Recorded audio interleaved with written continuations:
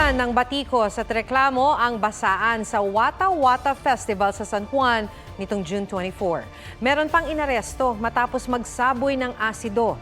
May report si June Veneracion.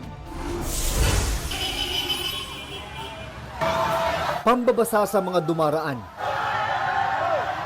Pati mga pasahero hindi nakaligtas. At mga pribadong sasakyan.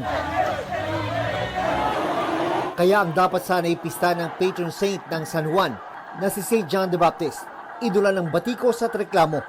Nakapagsalita ako hindi maganda, sa gulat ko rin kasi foul namang magbukas.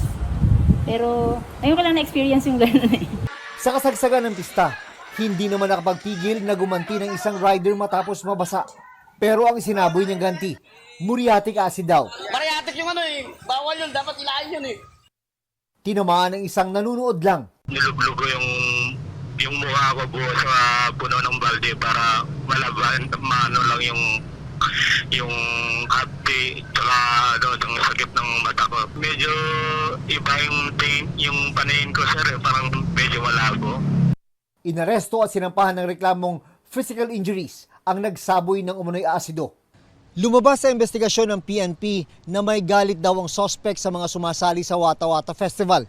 Ito raw ang dahilan kung bakit may dala umano siyang muriatic acid nang mapadaan sa lungsod ng San Juan.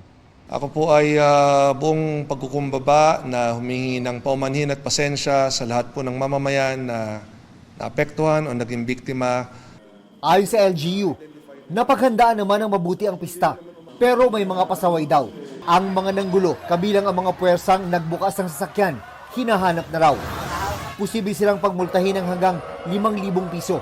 Hinihikayat din ng LGU ang mga naapektuhan na magsampa ng reklamo.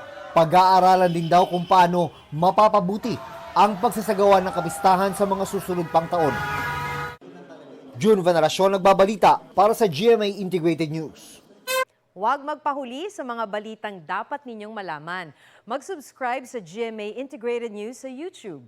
Sa mga kapuso abroad, subaybayan nyo kami sa GMA Pinoy TV at sa www.gmanews.tv.